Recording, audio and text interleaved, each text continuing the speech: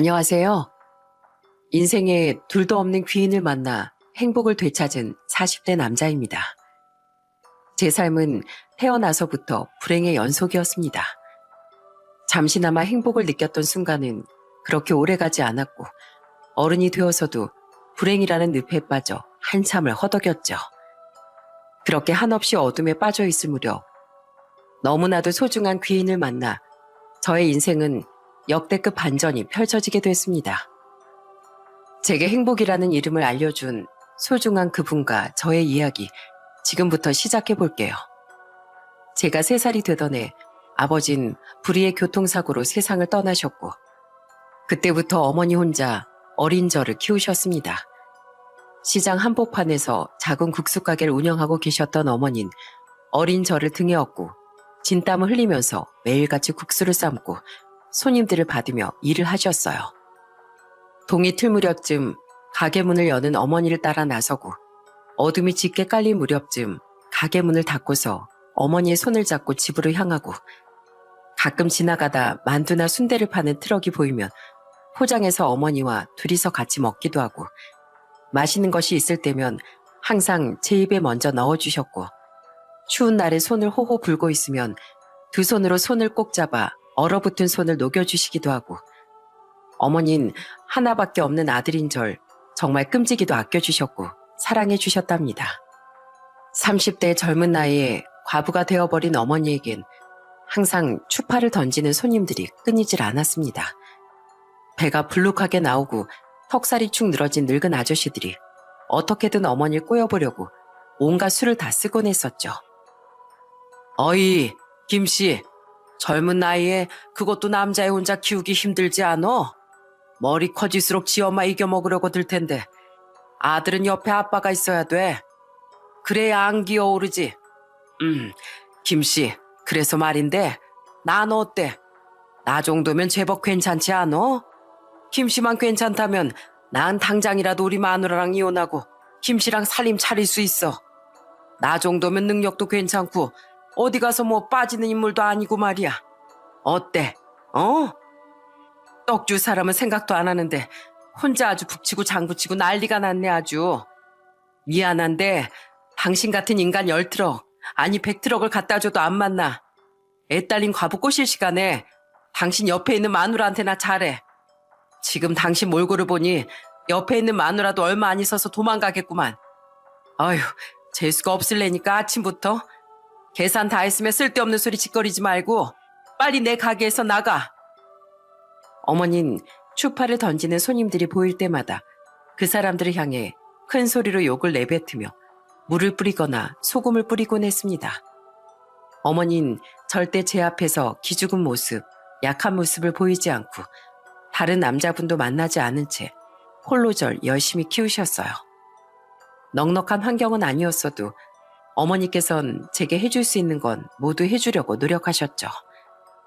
이런 어머니의 헌신을 알았다면 속을 썩이지 않고 바르게 성장하고 공부도 열심히 해야 하는 게 정상이지만 안타깝게도 학창시절에 전 그러지 못했습니다. 고등학교에 들어가자마자 사춘기가 찾아왔기 때문이었죠. 사고 싶은 걸 사지 못하는 가난한 환경에 불만을 가지게 됐고 어린 시절부터 달고 있었던 아버지 없는 놈이라는 타이틀이 너무나도 싫었습니다. 그래서 어느 순간부턴 세상이 삐딱하게만 보였고 그때부터 불량한 친구들과 어울려 다니며 술도 마셨고 온갖 사고란 사고는 다치고 돌아다니기 시작했어요. 덕분에 어머니께선 하루가 멀다 하고 학교에 불려오시곤 했죠. 한날은 어머니께서 제게 울면서 이렇게 말씀하셨어요. 너 대체 왜 그러니? 엄마가 요새 너 때문에 장사도 마음 편히 못하고 잠도 제대로 못 자. 알아? 뭐가 불만이길래 대체 이렇게 엇나가는 거야? 내가 뭐라고 다니든 신경 꺼요. 어머니는 울면서 제발 그러지 말라고 애원하셨지만 전 그 말조차도 잔소리로 들렸습니다. 어머니의 눈물을 보고서도 정신을 차리지 못한 것이었죠. 매일같이 새벽 늦게 들어오고 학교를 빼먹는 날도 종종 있었지만 어머니께서 매일같이 따뜻한 밥상을 차려주시기도 하고 어느 날은 저를 학교 앞까지 데리러 오시기도 하셨어요. 물론 저는 그런 어머니를 못 본 적 지나쳤지만 말입니다. 결국 전 마지막 반항의 일환으로 함께 어울리던 불량한 친구들과 가출을 시도했습니다. 지긋지긋한 집을 벗어나 소중한 친구들과 함께 시간을 보내니 갑갑한 마음이 탁 트이는 것 같았죠. 하지만 그 일탈과 즐거움은 오래가지 못했습니다. 재수없게 동네에서 유명한 건달 형들의 눈에 띄게 됐고 친구들은 모두 도망을 가버리고서 저 혼자만 형들에게 잡히게 됐거든요. 아이고, 사내 놈들 우정이 이렇게 얄팍해서야 원. 너 인생 참 잘못 살았다 동생아. 미안한데 이 형들이 지금 좀 배고프거든. 주머니에 있는 돈 있는 대로 다 털어봐. 형, 죄송한데 저 지금 돈 없거든요. 한 번만 봐주시면 안 될까요? 아, 돈이 없어? 에휴, 그럼 뭐 어쩔 수 있나. 몸으로라도 때워야지. 형들에게 잡힌 전 순식간에 바닥으로 내동댕이 쳐졌고 정말 숨 쉴 틈도 없이 형들에게 얻어맞았습니다. 다 큰 남자들 여럿이서 발로 잔뜩 밟는데 온몸이 으스러질 것 같이 고통스러웠어요. 그때였습니다. 이놈의 자식들, 당장 그만 안 둬? 아줌마 뭔데 갑자기 끼어들고 난리야? 아줌마 신경 끄고 가던 길 가시죠. 예? 나 제 엄마 되는 사람이다. 차라리 때리려거든 날 때려 이놈들아. 화를 내는 익숙한 목소리는 다름 아닌 저희 어머니였습니다. 어머니는 저를 향해 달려와 저를 있는 힘껏 꼭 안아주셨고 형들은 그 모습을 보고 더 화가 난 듯 저를 안고 있는 어머니를 때리기 시작했어요. 그리고 얼마 지나지 않아 지나가는 행인에 의해 경찰이 왔고 형들은 욕을 하며 급히 그 자리를 떠났습니다. 온몸을 던져 저 대신 형들의 발길질을 받아낸 엄만 무려 전치 3주라는 상해를 입게 됐습니다. 목, 어깨, 팔 할 것 없이 피멍이 잔뜩 들어있는 어머니의 모습을 보니 내가 가출을 하지 않았으면 불량한 친구들과 어울려 다니지 않았더라면 어머니가 다칠 일도 없었을 텐데 하는 생각이 들면서 미친 듯이 눈물이 흐르더라고요. 엄마, 정말 죄송해요. 제가 그동안 너무 못나게 굴었어요. 집만 안 나갔어도 그 친구들이랑 어울려 다니지만 않았어도 엄마가 다칠 일은 없었을 텐데 차라리 저 그냥 죽을 때까지 두들겨 맞게 두시지 뭐 이쁘다고 그렇게 달려들어서 막으셨어요. 자기 자식이 맞고 있는데 그걸 그냥 가만히 보고 있는 부모가 세상에 어디 있겠어. 동서가 이게 부모 마음이라는 거야. 너도 나중에 아이 낳고 키워보면 엄마 마음 알게 될 거다. 너만 많이 안 다쳤으면 됐어. 엄마 괜찮아. 그때 저는 어머니에게 눈물을 흘리며 다신 속을 썩히지 않겠다고 약속했습니다. 그날 이후부터 전 뒤늦게나마 공부를 하려고 했고 나쁜 친구들과는 인연을 끊었으며 학교를 마치고 나면 곧바로 어머니의 가게로 가 서빙 일과 설거지를 돕기도 하면서 착실한 아들로 거듭나기 위해 무던히 노력했어요. 하지만 하늘은 길게 반성할 시간을 제게 주지 않더군요. 어머니는 제가 18살이 되던 해 췌장암 말기 판정을 받으셨고 할 수 있는 모든 걸 다 시도해보기 위해 생업까지 접은 후 치료에 전념하시게 됐어요. 치료라고 해봤자 통증을 줄이는 것이 전부였지만 말이죠. 하루하루 고통스러워하는 어머니의 모습을 보면서 차라리 내가 아프고 싶다는 생각이 들더라고요. 어머니를 위해 해줄 수 있는 것이 아무것도 없어 계속해서 눈물만 흘리니 어머니께선 제 손을 꼭 잡아주시며 이렇게 말씀하셨어요. 동서가 엄마 꼭 이겨낼 테니까 울지 마. 이까담 충분히 이겨낼 수 있어. 살고자 하는 의지를 보이시던 어머니는 제가 딱 19이 되던 해 초겨울쯤 호스피스 병동으로 들어가셨고 얼마 지나지 않아 상태가 위독해지셨어요. 가쁜 숨을 내뱉던 어머니는 제 손을 꼭 붙잡고서 마지막 힘을 짜내며 이렇게 말씀하셨죠. 아들, 엄만 세상을 떠나도 항상 네 옆에 있을 거야. 그러니까 꼭 힘내서 살아야 한다. 알겠지? 세상은 그 누구도 널 도와주지 않아. 그러니까 절대 기죽지 말고 힘내서 살아야 해. 사랑해, 동서가. 그렇게 어머니는 한참 가쁜 숨을 내쉬다 이내 편안한 얼굴로 이 세상과 짧은 소풍을 마무리 지으셨습니다. 제게 유일하게 남은 가족이었던 어머니가 세상을 떠난 후 저의 삶은 말 그대로 피폐함 그 자체였어요. 시간이 약이라는 말 다들 아시죠?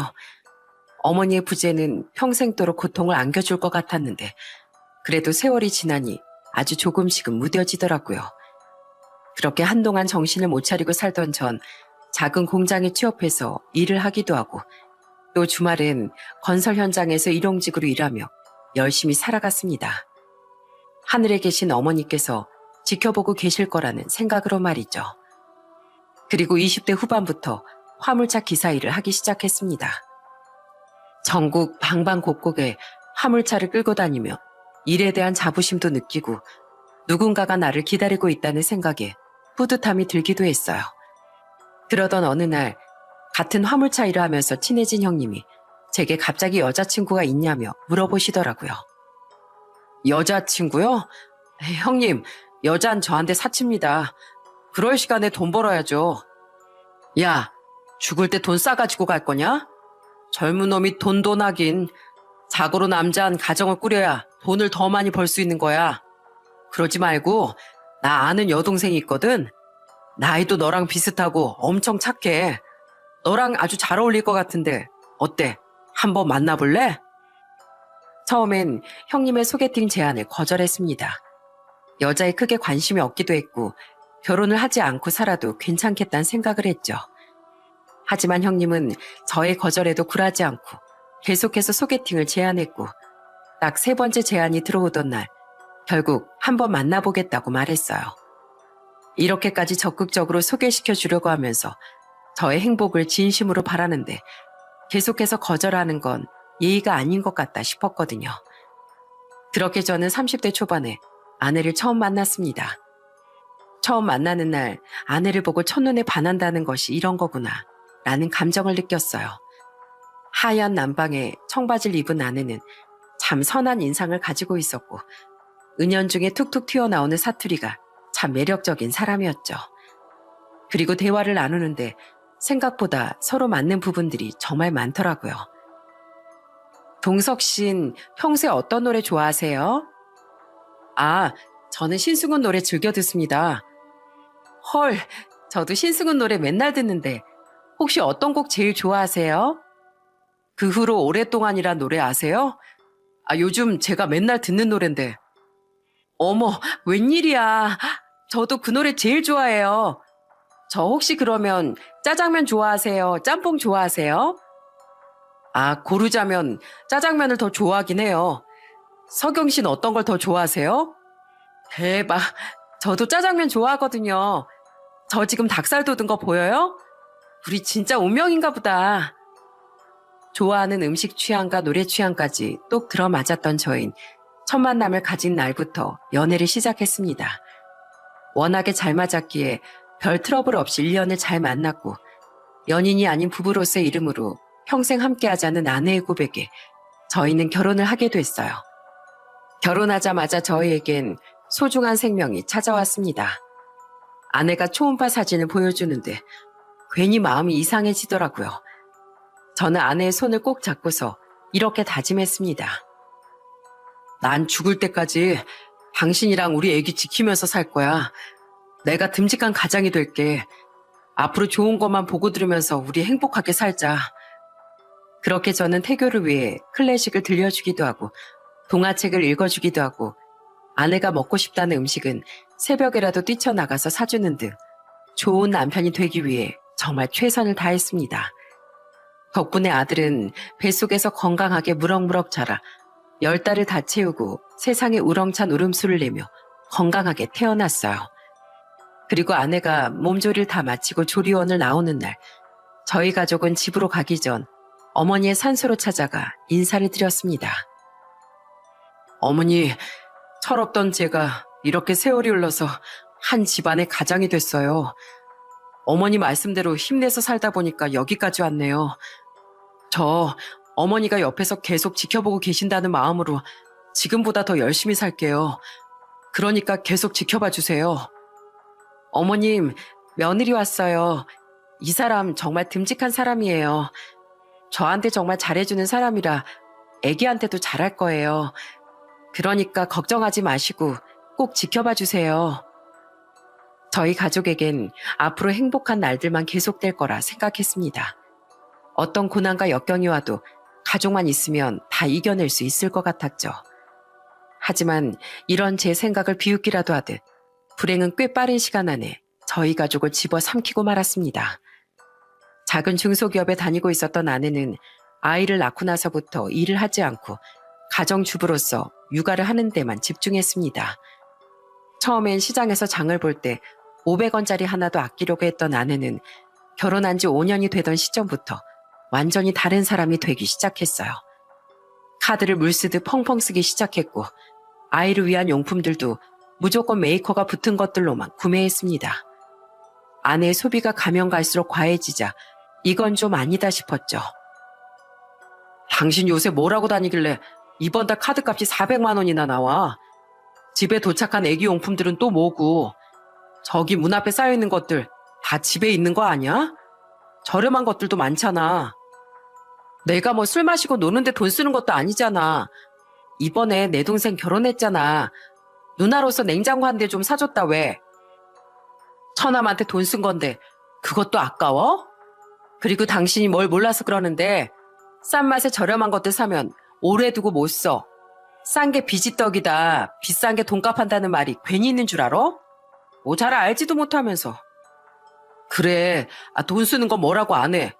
그런데 이렇게 큰 돈을 쓸 거면 적어도 나한테 말을 해줘야지. 아유, 쫌생이 같아. 알았다, 알았어. 고작 카드 좀 쓴 거 가지고 잔소리 더럽게 해대요, 진짜. 이뿐만이 아니었습니다. 어느 순간부터 아내는 아이 용품뿐 아니라 비싼 명품백이며 화장품이며 옷들이며 미용실에서 40만 원을 주고 염색을 하는 등 사치를 부리기 시작했어요. 카드값은 제가 벌어들이는 수입 그 이상으로 늘어났고 그 돈들을 메꾸느라 다달이 제 허리가 휠 정도였습니다. 결국 참다 못한 저는 아내에게 소리를 질렀어요. 당신 정말 해도 해도 너무한다. 내가 한 달에 벌어봐야 400만 원 남짓 버는데 500이 넘는 명품백을 20불로 사는 게 말이 된다고 생각해? 당신 뭐 바람났어? 요즘 진짜 왜 그래? 너무한 건 내가 아니라 당신이지. 막말로 연애하는 동안이나 결혼하고 애 키우는 동안 당신 날 위해서 명품 가방 하나라도 사줘봤어?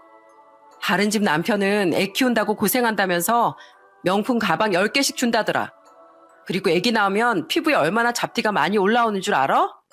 그래서 집에서 화장품으로 내가 케어하려고 돈 좀 썼다 왜? 그리고 바람 같은 소리하고 자빠졌네.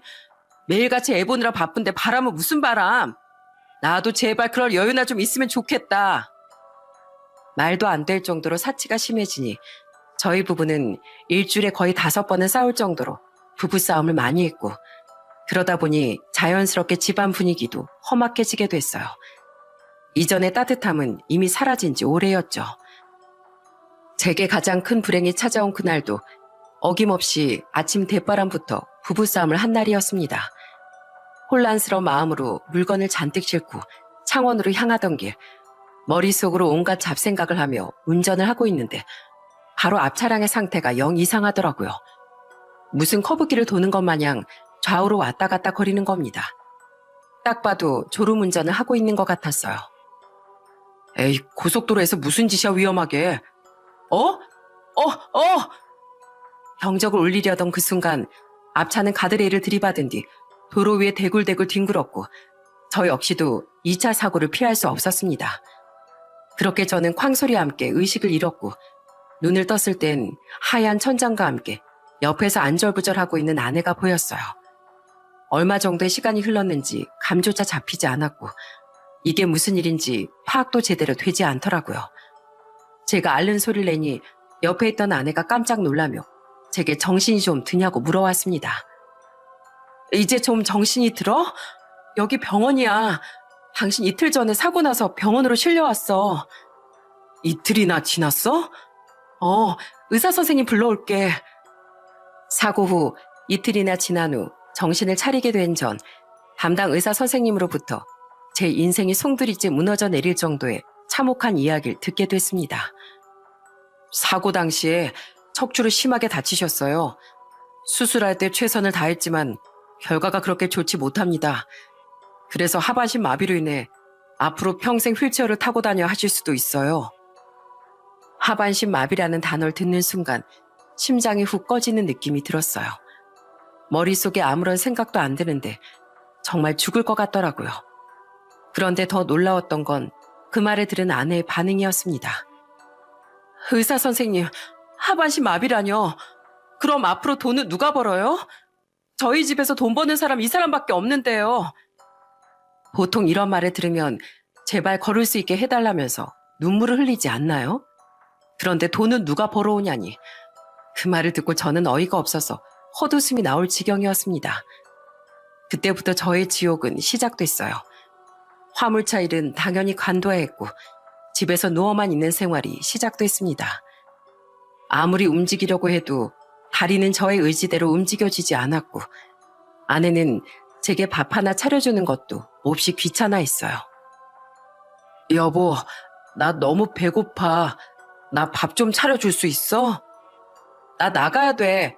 밥이랑 반찬 그대로 식탁 위에 올려뒀으니까 나와서 먹든지 말든지. 알았어. 내가 알아서 먹을 테니까 나 좀 일으켜만 주고 나가주라. 아, 진짜 귀찮게 하네. 그러게 누가 다치래. 당신만 보고 있으면 아주 그냥 속에서 천불이 나. 아, 이제 돈은 누가 버냐고.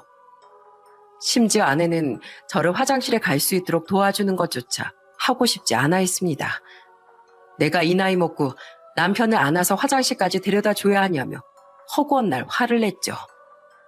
살다 더럽게 남편 똥오줌 마렵다고 화장실 옮겨주는 것까지 해야 돼 내가? 아, 이러다 나한테 똥도 닦아달라고 하겠다. 나 혼자 움직이기 힘들어서 그런 거잖아. 당신도 뻔히 다 알면서 왜 그렇게 말해. 내가 침대 위에서 실수하면 좋겠어? 아우, 더러운 소리 좀 하지 마. 상상만 해도 토악질 나온다 진짜. 아내는 시간이 지나면 지날수록 저를 방치하기 시작했어요. 어느 날은 아이를 데리고 일주일 동안 처갓집에 다녀온다며 집을 비워 저 혼자 겨우겨우 몸을 일으켜 냉장고까지 기어가 눈물을 흘리며 바깥 김치를 먹는 일도 있었습니다. 그리고 종종 말없이 외박을 하기도 했죠. 결국 참다 못한 저는 아내에게 울분을 토해내고 말했어요. 당신 정말 너무하는 거 아니야? 나 환자야. 아픈 사람이라고. 아픈 사람 두고 그렇게 하루가 멀다 하고 애 데리고 집 비우고 그러고 싶어? 당신 없으면 아무것도 못하는 거 뻔히다 알면서 그러고 싶냐고. 당신 같으면 이 모양 이 꼴인 집구석에 들어오고 싶겠니? 입장 바꿔서 생각을 좀 해봐. 당신 입장만 생각하지 말고. 내가 밖에 나가서 콧바람 좀 쐬는 게 그렇게 못 견딜 정도로 화가 나면 차라리 갈라서던가. 아, 맞다. 그 다리로 법원이나 제대로 갈 수 있겠어? 야, 나 작게 말해도 다 알아듣거든? 무식하게 소리나 박박 지르고 이러니까 내가 집에 들어오기 싫어하는 거야. 애가 당신 같은 아빠한테 참 좋은 거 배우겠다. 당신은 진짜 최악이야, 최악. 그렇게 아내와 저의 사이는 점점 파국으로 치닫고 있었습니다. 그 일이 있은 후 정확히 일주일이 지난 어느 날이었어요. 비가 참 많이 내리던 날 잠에서 깨어난 전 조용히 아내를 불렀습니다. 그런데 이상하리만지 조용하더라고요. 계속해서 기분 나쁜 정적이 이어지자 저는 겨우 몸을 일으켜 휠체어에 앉은 다음 거실로 나갔습니다. 불 꺼진 집, 그리고 식탁 위에 올려진 작은 쪽지 하나, 그리고 이혼 서류. 쪽지 안에는 이젠 서로 각자 갈 길을 가자며 진정 아들인 재석이와 본인의 행복을 바란다면 어디서 뭘 하는지 찾지 말아달라고, 이혼 서류를 작성해두면 내가 알아서 찾으러 오겠다는 말이 적혀 있더라고요. 하루 정도가 지난 후 아내는 조용히 집으로 들어와 이혼 서류만 가지고 나갔고 저와 아내의 관계는 그렇게 허무하게 정리됐습니다. 병원비로 돈을 다 써버렸기 때문에 재산 분할을 할 것도 없었고 아내가 양육권을 가져갔지만 아내는 양육비도 받고 싶지 않다며 제게 살았는지 죽었는지 조금도 궁금해하지 말고 애초부터 몰랐던 사람처럼 살자는 문자를 남겼어요. 가족들과 함께 살았던 집을 정리한 전 휠체어에 의지한 채 지방으로 향했습니다. 참 감사하게도 버스를 타거나 택시를 탈 때 많은 분들이 도움을 주신 덕분에 문제없이 이동을 할 수 있었어요. 그렇게 한참을 휠체어를 타고 월세방을 찾아다니던 전 전봇대에 우연히 가격도 괜찮고 위치도 괜찮은 월세방이 있다는 종이 하나를 발견해 적혀있는 그 번호로 곧장 전화를 걸었습니다. 전화를 받은 사람은 다름 아닌 어떤 할머님이셨어요. 안녕하세요. 월세방 있다는 종이 보고서 연락드렸습니다. 혹시 방 아직 남아있나요? 있으면 오늘 바로 계약하고 싶은데요. 예, 남아있어요. 마침 지금 시간이 되는데 어디 계세요? 위치를 보니까 바로 집 앞인 것 같아요. 전봇대 바로 앞 초록대문집 맞죠? 아이고, 바로 앞에 와 계셨구나. 제가 지금 나갈게요. 전화를 끊고 2분쯤 지났을까 초록대문이 열리면서 인상이 좋아 보이는 할머니 한 분이 나오셨습니다. 저를 찾는 듯 고개를 두리번거리시기에 제가 먼저 다가가 인사를 드렸죠. 그런데 딱 절 보자마자 놀란 표정을 지으시더라고요. 휠체어를 타고 있는 제 모습을 보고서 당황하신 것 같아 보였어요. 제가 다리가 좀 불편해서 혹시 휠체어 탄 사람이 들어와 살기엔 좀 그럴까요? 괜히 실례가 되는 건 아닌지. 그런 게 아니라 나이도 젊어 보이는데 어쩌다가 휠체어를 타게 됐나 안타까워서 그랬어요. 기분 나빴다면 미안해요. 난 집주인이고 방에 침대랑 텔레비전이랑 세탁기 필요한 건 거의 다 있으니까 몸만 들어와서 바로 지내도 될 거예요. 혼자 들어가기 힘들 텐데 내가 휠체어 끌어줄게요. 저는 그렇게 35만 원이라는 저렴한 가격에 월세방을 구할 수 있었습니다. 이때는 몰랐어요. 이곳에서 만난 집주인 할머니가 제 인생을 구원해 줄 사람이 되리라는 것을요. 작은 단칸방에서 홀로살이를 시작한 저는 어떤 일이든 혼자 하려고 이를 악물고 노력했습니다. 동네에 있는 가게에서 장을 보는 것도, 혼자서 화장실을 가는 것도, 또 밥을 차려 먹는 것도, 이제는 옆에서 도와줄 사람이 없었으니 괴롭더라도 홀로 하는 연습을 해야 했죠. 그러던 어느 날 아침 밖에서 영 소란스러운 소리가 들리길래 뭔가 싶어 나가봤더니 여러 명의 인부들이 모여 대문 공사를 하고 있더라고요. 마침 바로 옆에 할머니가 계셔서 저는 다가가 가볍게 목내라고서 무슨 공사를 하는 거냐고 여쭤봤습니다. 아침부터 무슨 공사를 하고 계시는 거예요? 자네 휠체어 타고 다니는데 바퀴가 계속 문턱에 걸리면 이래저래 많이 불편할 것 같고 그래서 아예 문턱을 없애고 있어. 다니기 편하라고. 네? 아니 저 하나 때문에 문턱을 없애신다고요? 굳이 안 그러셔도 되는데 괜히 저 때문에 돈 많이 쓰시는 거 아니에요? 새 받고 사는 늙은이한텐 남는 게 돈이야. 나도 저 문턱 때문에 넘어져서 턱이 깨질 뻔한 적이 한두 번이 아니었거든. 뭐 겸사겸사 바꾸는 게지. 그리고 세입자의 불편함을 해결해 주는 게 집주인이 해야 할 일 아니여? 자네도 우리 집에 새들어 사는 사람인데 이왕 사는 거 편하게 지낼 수 있게 해줘야지. 할머니께선 제가 휠체어를 끌면서 불편하지 않게끔 대문 문턱을 없애는 큰 배려를 해주셨던 겁니다. 덕분에 전 이전보다 수월하게 이동을 할 수 있었죠. 그런데 그게 끝이 아니더라고요. 할머니께서 매일같이 제게 찾아와서 집안 청소도 해주시고 텅텅 비어있는 냉장고도 반찬으로 꽉꽉 채워주시곤 하셨어요. 시장에서 반찬을 사다 먹곤 하는데 소분되어 있는 것이다 보니 빨리 떨어지곤 했는데 그걸 어떻게 아셨는지 매일같이 반찬을 해다 주셨습니다. 아마 이대로 두고 먹으면 2준 두고 먹을 수 있을 게야. 동석 씨는 어떤 반찬을 제일 잘 먹어? 전 아무거나 다 잘 먹습니다. 그냥 해다 주시는 것만으로도 감사해요, 정말. 그리고 시간 되면 우리 국밥집에도 놀러와. 여기서 100m 정도만 가면 우리 콩나물 국밥집이 나오는데 나 거기 사장이거든. 내가 또 콩나물 국밥 하나는 기가 막히게 끓여. 말 나온 김에 지금 가자고. 이런 거 말 나왔을 때 바로 가야 돼. 그렇게 저는 얼떨결에 콩나물 국밥집까지 이끌려서 가게 됐습니다. 할머니께선 테이블에서 의자를 빼 제가 편히 앉을 수 있게끔 넓게 자리를 만들어주시곤 이내 따뜻한 콩나물 국밥 한 그릇을 내어주셨어요.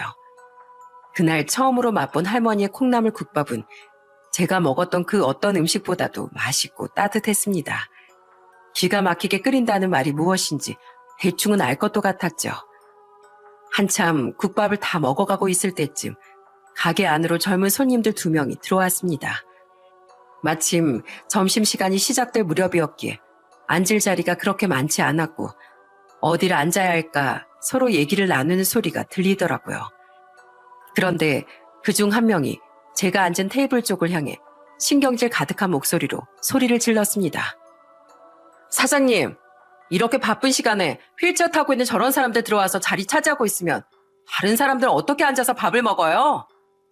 그 말을 듣는 순간 가슴에 비수가 확 꽂히는 듯한 기분이 들었어요. 그리고 모두 제가 앉은 자리를 쳐다보는데 진짜 누가 얼굴에 불을 지른 것 같았죠. 빨리 나가야겠다 싶어서 허겁지겁 남은 국밥을 다 먹고 있는데 그때 할머니가 나오셔서는 2 손님들을 바깥으로 내보냈습니다. 뭐 하시는 거예요? 저희 지금 손님으로 온 건데. 휠체어 탄 사람은 식당에서 밥도 편히 먹으면 안 돼요. 저 사람도 돈 내고 식사로 온 사람이에요. 자리가 없으면 자리 날 때까지 조금 기다리면 되지. 기다릴 시간이 없으면 다른 곳 가서 식사하면 되는 거고. 우리 나가시 같은 사람한테 장사 안 하니까 안 기다리고 편하게 식사하고 싶으면 다른 가게로 가요. 할머니는 가게 입구에서 소리를 고래고래 지르며 손님들을 쫓아냈고 가게 안에 있는 사람들은 아무 일도 없었다는 것처럼 다시 식사를 하기 시작했습니다. 괜히 가게에 민폐를 끼친 건 아닐까 싶어 너무 죄송한 마음이 들더라고요. 괜히 코끝이 시큰거려서 남은 밥을 억지로 우겨넣고 있는데 할머니께서 제게 다가와 등을 토닥여 주시더라고요. 천천히 먹어, 체할라. 그리고 방금 온 아가씨 말 너무 귀담아 듣지 말어. 그런 건 들을 가치도 없는 말이니까. 알겠지? 죄송해요. 제가 괜히 와서. 동석 씨가 사과를 왜 해? 데리고 온 사람은 난데. 그런 소리 하지 말어. 할머니의 토닥거림에 진짜 더 서럽게 눈물이 터져 나왔습니다. 그날 이후 할머니는 아침에 가게 문을 열러 가실 때마다 찾아와 저희 집 문을 두드리시고선 같이 출근하자며 깨워주셨고 매일같이 국밥집에 출석 도장을 찍다 보니 거기서 일하는 이모님들과도 자연스럽게 가까워지게 됐어요. 그리고 어느 날 할머니께서 이런 말씀을 하시더라고요. 동석 씨, 우리 가게에서 일해보지 않으련? 우리 지금 카운터 알바생 뽑고 있는데 동석 씨가 해주면 좋을 것 같아서. 물론 월급도 줄게. 하루 종일 앉아 있어도 돼. 저는 더 생각할 것도 없이 가게에서 일을 하겠다고 말씀드렸습니다. 계속 혼자 집에 있는 것보단 그래도 바깥 활동을 조금이라도 하는 게 낫겠다 싶은 생각이 들어서였죠. 그렇게 저는 국밥집 계산대에서 월급을 받으며 일을 하기 시작했어요. 이렇게 할머니께서 제게 따뜻한 마음을 베풀어 주시고 신경을 써주시니 저 역시도 조금씩 변해가는 게 느껴졌습니다. 아내와 함께 살 땐 제 자신이 너무나도 무능한 사람 같다고 생각했는데 제대로 걷지 못하는 나도 누군가에겐 쓸모있는 사람이구나 싶더라고요. 그렇게 시간이 흐르면서 처음에는 동석 씨라고 부르던 할머니 호칭도 동석아라고 변하게 됐습니다. 가끔 가게 마감 시간이 되면 다 같이 둘러앉아 가볍게 마시는 안주를 만들어 오늘 하루도 고생했다며 소주 한 잔을 기울이기도 하고 때론 집안의 평상에 앉아 할머니와 둘이서 한 잔을 하며 하루를 이야기하곤 했어요. 그리고 이곳에 들어온 지 딱 2년 정도가 됐을 무렵쯤 할머니께선 제게 깊은 속 이야기를 털어놓으셨습니다. 동석아, 기억하냐? 너 여기 처음 들어왔을 때 내가 매일같이 너희 집 청소하러 가고 반찬 싸들고 가고 그랬었잖아. 네, 맞아요. 그랬었죠. 사실 다 이유가 있었어. 네가 휠체어 탄 모습을 보고 있으니 우리 큰아들이 생각이 나더라고. 우리 큰아들도 사고가 나서 허리를 크게 다치는 바람에 하반신 마비가 왔었거든. 네가 꼭 우리 아들 같아서 생판 모르는 남이지만 나도 모르게 마음이 가는 거 있지? 처음 저를 보고 놀라셨던 그 표정, 그리고 매일같이 찾아와 따뜻한 마음을 나눠주셨던 것에 대한 이유를 그제서야 알 수 있었어요. 할머니는 덤덤한 표정으로 말을 계속 이어나가셨죠. 우리 남편은 20년도 더 전에 죽었고 나 혼자 아들이랑 딸을 키웠어. 우리 애들 속 한 번 썩인 적 없을 정도로 정말 착했어. 취업하고 다른 지역으로 갔어도 일주일에 한 번은 꼭 찾아와 자기들 있었던 얘기들 위주알 고주알 다 털어놓고 가고, 집에 오면 쉬지도 않고 집안일 돕고 가고, 월급 받으면 꼭 30만 원씩은 나한테 보내주곤 했지. 어때? 말만 들어도 자식 농사 참 잘 지었다 싶지 않어? 듣고 보니 정말 그렇네요. 지금도 할머님한테 되게 잘해줄 것 같은데요. 저도 한번 보고 싶어요. 소개시켜주고 싶은데 못 봐. 지금은 둘 다 하늘나라로 갔거든. 아들은 46에 딸은 38에. 우리 아들은 결혼해서 손주까지 있었는데 며느리가 다리 불편한 남편이랑 못 산다면서 애를 데리고 도망을 쳐버렸어. 아직도 그것만 생각하면 치가 떨려. 그게 상심이 컸는지 아들은 어느 날 갑자기 호련히 세상을 떠났지.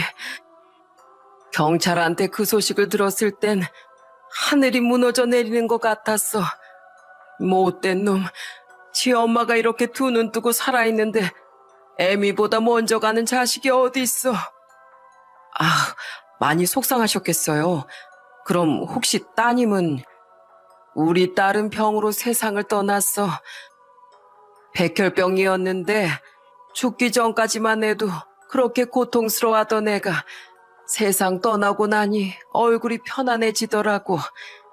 차라리 더 아프지 않고 편안하게 가서 다행이다 싶었지. 항상 대신 아파주지 못해 내 마음이 찢어질 것 같았거든. 할머니의 사연을 듣다 보니 저도 눈물이 날 것 같았습니다.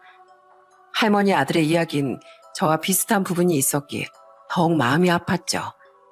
할머니는 울먹거리는 저를 보더니 이렇게 말씀하셨어요. 넌 우리 아들이랑 참 많이 닮았어. 그래서 덜컥 겁이 나더라고.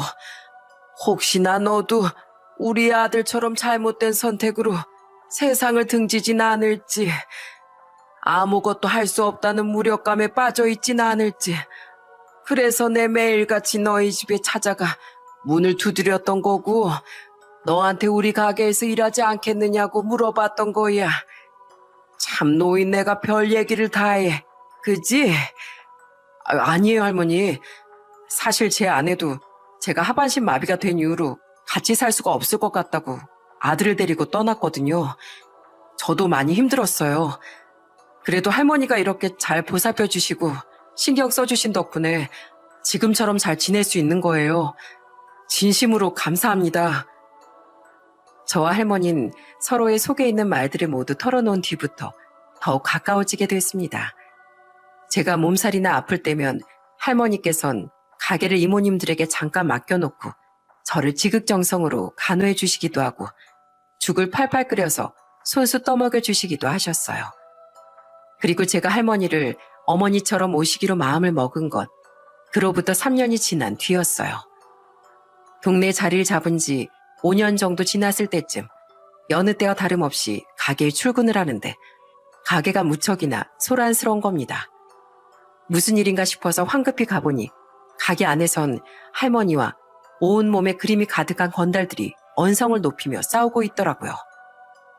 할매, 여기서 장사하기 싫어? 우리가 누군지 몰라서 이래? 니네 같은 양아치 건달들이 누군지 내가 왜 알아야 하는데? 손님들 식사하시는데 방해하지 말고 우리 가게에서 썩 나가. 경찰 부르기 전에 나가. 안에 있는 건달들은 물건을 집어던지며 잔뜩 소란을 피우기 시작했습니다. 그 모습을 본 저는 그 건달들에게 다가가 크게 소리를 질렀어요. 지금 가게에서 뭐 하시는 겁니까? 이거 영업 방해예요. 이건 또 뭔데 끼어들어? 가게 안에서 물건을 집어던지던 건달들은 제게 다가와 냅다 손찌검을 하기 시작했어요. 진짜 눈앞에 별이 보이는 것 같더라고요. 그 순간 할머니께서 제게 달려오시더니 저를 품에 끌어안으며 이렇게 소리쳤습니다. 이 아이 망할 놈들아! 아픈 사람을 왜 때려? 니네가 그러고도 사람이야? 오냐 그래. 차라리 때리고 싶으면 날 때려라. 아픈 사람 때리지 말고 사지육신 멀쩡한 날 때리란 말이야 이놈들아. 할머니께서 절 끌어안고 마구 소리를 치시는 순간 갑자기 눈물이 펑 하고 터져버렸어요. 할머니의 모습은 어릴 적 동네 건달 형들에게 마구 짓밟히고 있던 절 온 몸으로 막아준 어머니를 떠올리게 했어요. 온 몸으로 막아 저를 지켜주신 할머니는 심하게 다치신 건 아니었지만 그래도 일주일 정도 병원 신세를 지게 되셨습니다. 할머니는 침대에 누워 계신 상황에서도 저부터 챙기셨어요. 그 모습을 보고 눈물을 흘리며 할머니의 손을 꼭 잡고 이렇게 말했어요. 제가 어렸을 때도 똑같은 상황이 있었어요. 그때 저희 엄마도 온몸을 써서 저를 지켜주셨거든요. 그 모습이 떠올라서 얼마나 눈물이 나던지 정말 감사합니다, 할머니. 온몸으로 저를 지켜주신 할머니를 어머니처럼 모시겠노라 다짐하면서 할머니가 퇴원하시기 전까지 지극정성으로 할머니를 보살폈습니다. 제가 아플 때 할머니가 해주셨던 것처럼 손수 밥도 떠먹여드리고 마사지를 해드리기도 하면서 말입니다. 할머니는 낯간지럽다고 말씀을 해주셨지만 마냥 싫지만은 않아 보이셨어요. 그렇게 이 마을에 터를 잡은 지 어느덧 7년이라는 시간이 흘렀습니다. 그 시간 동안 할머니와 저는 정말 많은 추억들을 쌓아왔어요. 벚꽃이 흐드러지게 피는 날엔 지역 벚꽃 축제를 함께 다녀오기도 하고 햇살이 좋은 날엔 할머니가 휠체어를 끌어주시며 같이 산책도 하고 맛있는 음식도 먹고 요즘 친구들이 많이 찍는 스티커 사진도 찍으면서 행복한 추억들을 만들었습니다. 하지만 행복은 영원한 것이 아니라는 말이 있듯 할머니와 보낸 행복의 불씨도 어느덧 점차 힘을 잃어가고 있었어요. 83이라는 연로한 나이가 되신 할머니께선 어느 날 갑작스럽게 쓰러지게 되셨습니다. 평생을 운영하던 국밥집까지 임대를 내놓았고 할머니께선 병원과 집을 오가면서 치료를 받으셨어요. 그리고 할머니의 곁엔 항상 제가 있었고 말이죠. 그래도 기력을 되찾으셨으면 했는데 할머니께선 시간이 흐를수록 점점 기운을 잃어가고 계셨습니다. 그 와중에도 저만 보면 미소를 지으시곤 했어요. 우리 동석이 처음 왔을 땐 다 죽어가는 얼굴이었는데 지금은 살도 많이 찌고 얼굴에 행복이 가득하네. 그치? 그럼요. 누구 덕분에 피둥피둥 살이 찌고 행복해졌는데요. 이게 다 할머니 덕분이에요. 그래도 예전보다 동석이 네가 행복해 보여. 참 다행이다. 내년 봄에도 올봄처럼 같이 벚꽃 보러 가고 같이 사진도 찍고 싶었는데. 에이, 무슨 말씀을 하시는 거예요? 당연히 내년에도 제 손 꼭 잡고 같이 가셔야죠. 내가 만약에 죽게 되면 장례는 우리 동석이가 치러줬으면 좋겠어. 동석이가 상주 역할 해주면 참 좋을 것 같아. 할머니, 저 이제 할머니 아들 같은 존재잖아요. 없으면 안 되는. 당연한 말씀하지 마시고 얼른 일어나세요. 할머니는 대답 대신 희미한 미소를 지어 보이셨고 그 말씀을 하신 날 저녁 조용히 세상을 떠나셨습니다. 상주가 되어 장례를 치러줬으면 좋겠다는 말이 유언이 된 셈이었죠. 마음의 준비를 안 했던 건 아니었지만 그래도 예상보다 빠른 이별에 하염없이 눈물만 흘렸습니다. 할머니의 장례식에선 정말 많은 동네 이웃 주민 분들이 찾아와 주셨고 한마음 한뜻으로 슬퍼해 주셨어요. 저는 한평생 일만 하시고 남들에게 따뜻한 마음을 베풀어 주셨던 할머니가 부디 좋은 곳에 갈 수 있길 진심으로 기도하고 또 기도했습니다. 그렇게 3일 정도가 지난 장례식 마지막 날 밤, 조문객이 뜸해진 시간, 검은 양복을 입은 조문객이 찾아왔더라고요. 그 사람은 할머니의 영정 앞에서 절을 올린 후 제게 다가와 이렇게 말했어요. 김동석 씨 맞으시죠? 네, 제가 김동석입니다. 실례지만 어떻게 오셨을까요? 저는 할머니 담당 변호사입니다. 할머니께서 살아생전 김동석 씨한테 전해달라고 말씀하신 것이 있어 전해드리려고 찾아왔습니다.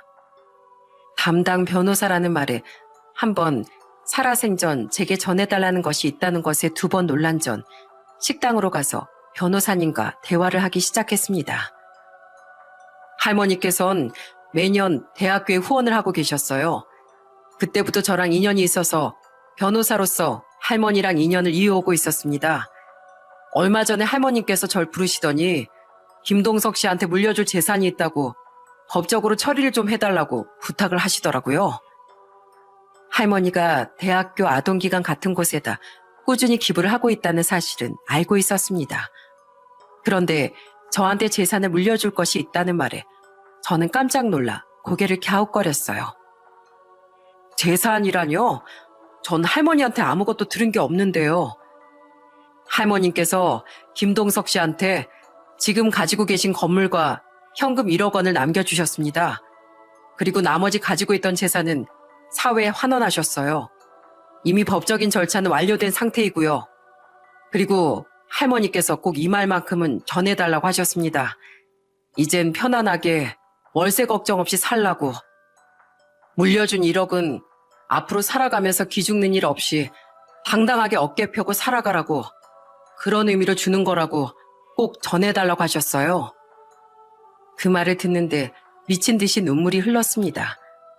할머님은 본인이 편찮으신 와중에도 홀로 남을 제 걱정만 하신 것이었어요.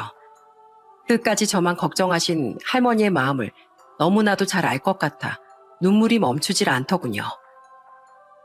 이거 정말 제가 받아도 되는 건가요?